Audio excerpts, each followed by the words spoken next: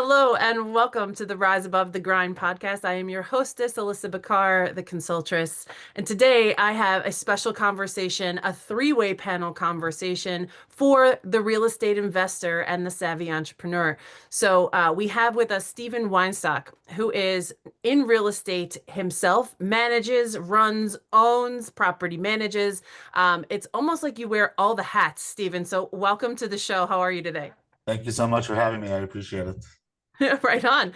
And to boot, we also have my partner in crime in my real estate endeavors, the fearless real estate investor, Andrea Lane. Welcome to the VIP panel, my love. How are you? Love being here. Thanks. Yeah, right on. So we're just going to open this discussion with Stephen. Like, how did you find yourself involved in the business that you're in today? Okay, so I guess I'll go back to the beginning. I was born about 7 pounds 3 ounces, but I'll skip till I was about 2001. I was a young kid living at home with my parents.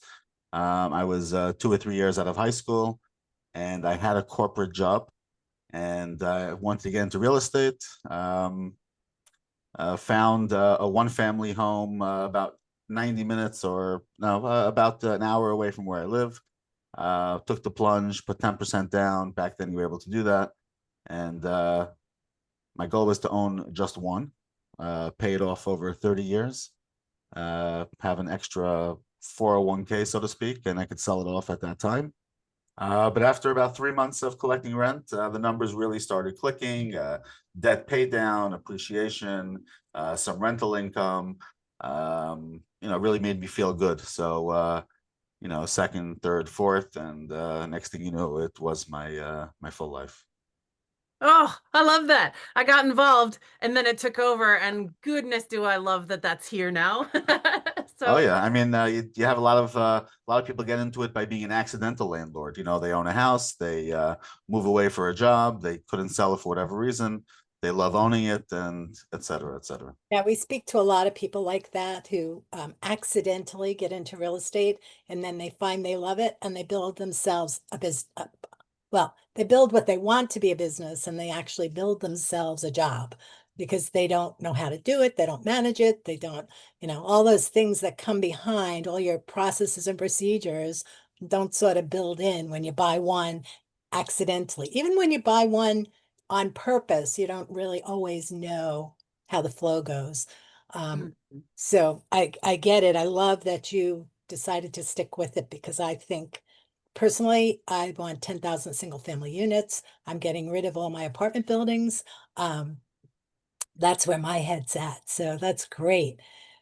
yeah. So And so bring us in a little bit. Like, what does your business look like today? Like, what are the roles that you play and the build out, the enterprise?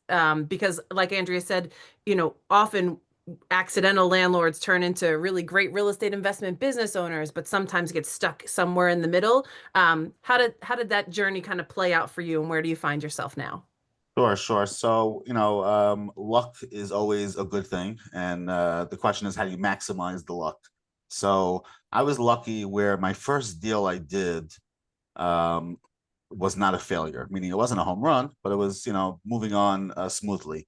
And I didn't really have any problems till like, a third or fourth deal. And thinking back, had I messed up on my first, it might have taken me out of the game and I would have never, ventured back into it. And I've seen it happen over the years. I spent a very long time in the 1 through 4 space, the singles to the fours, and I'm still involved in that space. I still own in that space. And I actually have a fund where we buy those in cash in certain counties in New Jersey. Not where you're from, but further closer to the Goethals Bridge, Union County, Middlesex County. Um, but like I said, I spent from let's say '01 to 2012 strictly 1 to 4s. Moved up a little, and when I say moved up, went to 5s, 6s, 8s. As you know, it's a different asset class, different lending, etc. It was also a good time for the lending market back in 2012, and it was ramping up with these DSCR loans. I ventured into raising private capital in 2017 to buy larger multis out of state, but in specific markets where we either knew or we had a background in, and we could manage it effectively with people on the ground, but also manage it effectively. And that was 2017. I own in 2 markets where I'm active. When I say active, I know about every refrigerator that needs to be changed. I know, when one of the workers haven't shown up for 2 days. Um, in the Cleveland suburbs and Louisville, Kentucky. So that's where I'm active in the multifamily, and for the smaller 1 to 4s, and some larger in New Jersey. And that's really what my day is.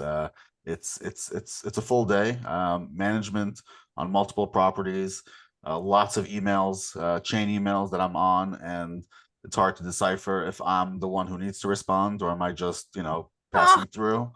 That reminds me of Well, my commercial lending broker days. It's like, oh my God, there's 7,000 emails in my inbox. yeah, And yeah. but you need to be on the chain. Do you need to respond at this point? Do you actually have to open those emails?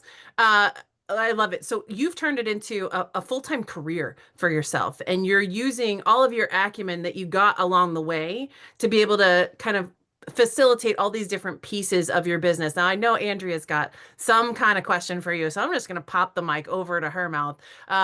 What's your take so far?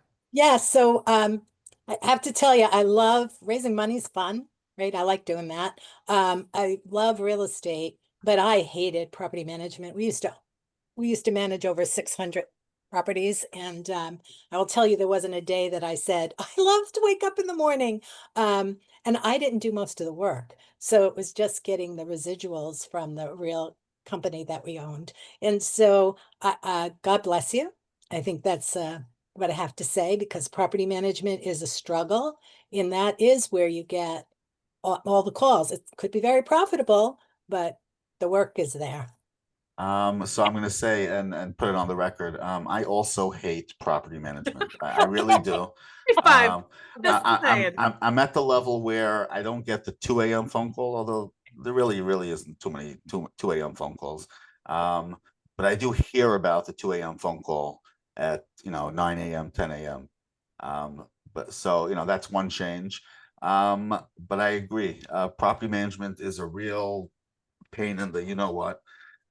Sometimes it's necessary in order to keep costs down, especially like on older properties that need just a constant repairs and stuff like that. Sometimes, maybe I'll fiddle, so to speak, with a boiler and try to fix it instead of just an outside property manager just replacing it and stuff like that. But I agree, and I struggle with it on a regular basis, and I actually struggle. I don't know about mentally, but I struggle. Am I wasting my time controlling some of these costs and taking myself away from higher ROI activity?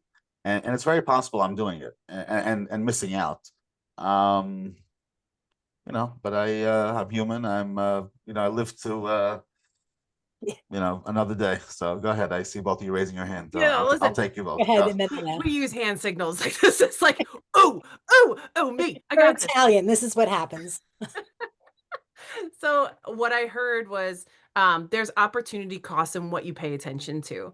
And there's also risk involved in not paying attention to the things that are securely, centrally in your wheelhouse. So inside of your business, you know, as you evolve, so too does the business. And as I think most entrepreneurs find out, especially people who have been with me here on this journey in the rise above the grind space, is as you change who you are by your experiences, so too do the things that you must focus your time on. So, where you are right now is like the liftoff point to where you get to be, but it's also the arrival point from where you've been. So, some compassion and some context to that is, what we think we need to do sometimes is the plan, and sometimes we have to deviate from those thoughts to be able to do what really moves the needle. So go ahead, Andrea. Yeah, so I'm dying to ask this I question. see you. If you're watching this on YouTube, this is a very visual type of meeting, but go ahead, Andrea. So, so I heard you're not taking those calls anymore. Congratulations, because I know for me, when they came in Pittsburgh with no heat in the middle of winter, I was never happy. But do you now have a team who actually does the property management and now you're managing a property management company? Or is it a hybrid and you're really in charge of a person who may help you out? It's more of a hybrid. So, yes, as far as legally, it's a separate LLC, et cetera. But it's more where, I have people at various properties that are on a full-time payroll from my LLC, that's a property management company. But I am in constant touch with most of them on a regular basis. And I say regular basis, I'm talking multiple texts a day for sure. Um, definitely a phone call here and there. Definitely also probably every day. Maybe every other day for sure. Um, Obviously, on top of the property management software with tenant requests and maintenance, and then following up to make sure. In a very, very, very recently, I learned how to automate some of that stuff. I spoke to some people about AI and scripts and emails and how to make it more automated, and it's really saved me time. I was speaking to somebody recently. He told me that if you have like these tasks that are 5 minutes a day, and you have to do it twice a day, and if you can just automate that, you're saving yourself like hours a year or whatever it is. And really took to heart, and I played around AI, and get to ask a lot of questions, and they spit out some good answers sometimes. So I'm trying to automate a lot more. um but it's property management, and So yeah, Stephen, I I have to, I'm really into property management, as in not doing it. So I love the fact that you're going AI. I love AI. I use it a lot in my business. But I'm going to make a suggestion. I know you're experienced and you've done it and you've thought about it, but really, what do you get paid as a capital partner and raising money versus how much do you really make on the property management? And I'm not saying give it away if you don't want to, but why don't you look at hiring a property manager who's efficient in other companies to run your property and then talk to them once a week? I've definitely thought about it, and I go back and forth on it on a regular basis. And I'm not going to say you're wrong, and it's very possible you're right. But I think just the way I'm set up, and Giving uh, up control is tough. yeah, definitely, I'm not good at delegating, that's for sure. Until I brought in a partner in 2017, he taught me how to delegate a little better. Um, and I understand delegating is really the only way to scale. I mean, you have to be able to forego some profit, so to speak, by hiring others. If I was a plumber who can make $100 an hour, and I want to do two jobs in the same hour, I got to hire somebody for $80, and just make the 20. And if I could do that 15 times over, I'm making real money. um Jeff Bezos, the richest guy in the world, because he has 1.5 million workers. Somehow or another, he's got a profit off of each guy. It sounds nasty, but if a guy's making 50 grand in the warehouse, it's got to bring in 60 grand, so Jeff can get the other 10. And that's just the way the business is. If scaling and delegating, delegating is the key to scaling. And I'm still young and 47, so Thanks I'll for get to sharing it. that wisdom because that's so key for people to understand. Like Yeah. if you're afraid to give up, you at least understand you're afraid. Because being an A-type personality, I'm a lot older than you, and it took me, I was older than you when I figured it out that it's better to give it up than to keep it on. So good for you. Yeah, and it's the always the entrepreneurial journey, right? If you've ever read The One Thing by Gary Keller, you know that when you do the 80-20 assessment, where 80% of my results are coming from 20% of my efforts. So you need to let go of that 80 to make your 20 your new 80.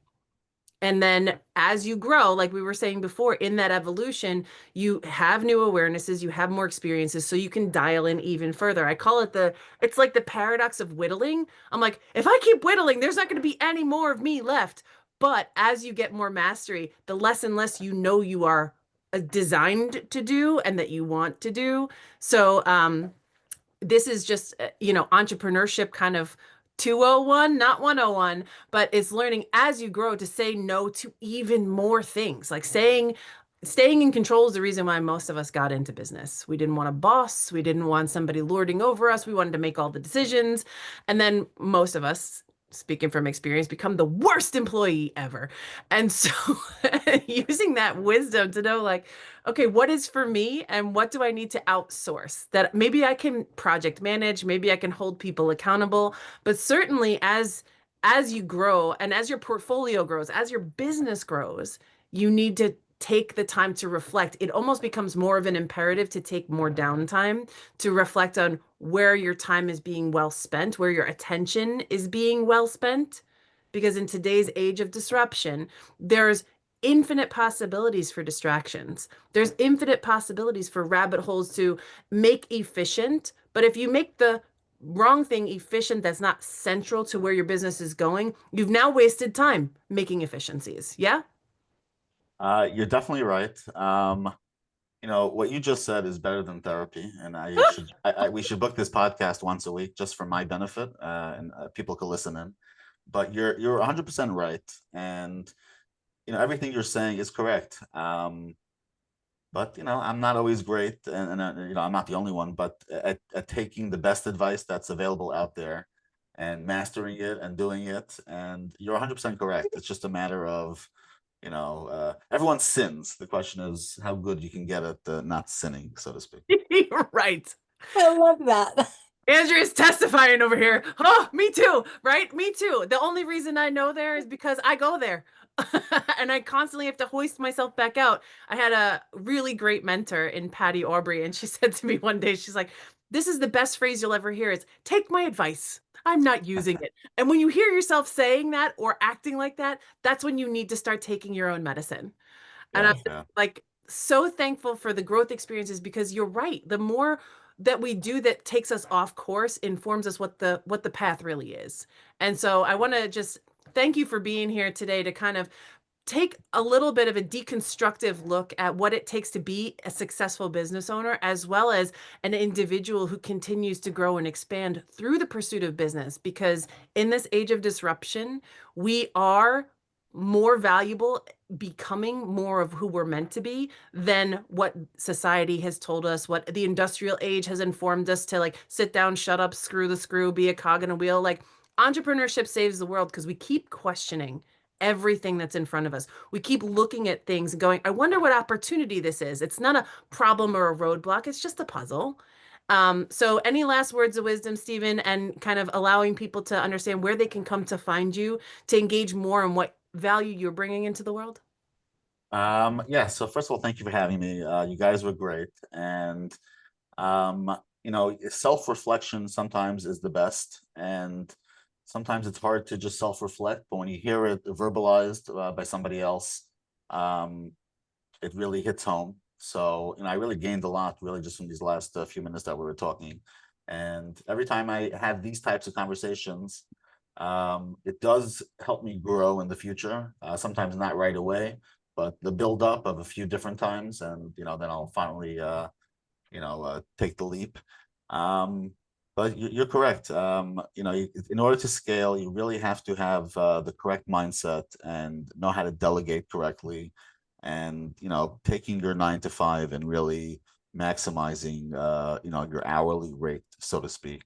Again, to find me, Steven Weinstock. I'm very active on LinkedIn. You could go to my website, WeCapitalX, WeCapitalX. You can reach me by email, Steven@WeCapitalX. I have an Instagram account, post some stuff over there, but I'm not really active. But I'll see the message if you leave it. I do host a podcast as well, the Wealth Clock with Steven Weinstock podcast, YouTube, Apple, Spotify, etc. I had a great time. Thank you very much. Thank you for letting me be here. This was freaking amazing. Andrea, last licks, go for it. Thank you so much. No, I love what you do. I love the fact that you realize that, it's going to take time to simmer, but you know what has to go on in the future. And again, you're learning much younger than I did. So congratulations, are you? Thank you. I Right on. appreciate it. And so, listen, as the world changes, as we change it, it's getting faster, not slower, but we need to slow down to see what's most meaningful. And so, Stephen, thank you for taking the time to slow down and kind of have this deep, meaningful conversation around being a successful business owner and evolving yourself to be able to get to that next level of where you want to be. Appreciate your time here. And also, don't forget to connect with us. We broadcast here, Rise Above the Grind, primarily on the YouTube channel at youtube.com/@Consultress. And if you are listening to this on the broadcast, don't go away. We have another amazing episode lined up for you right after this.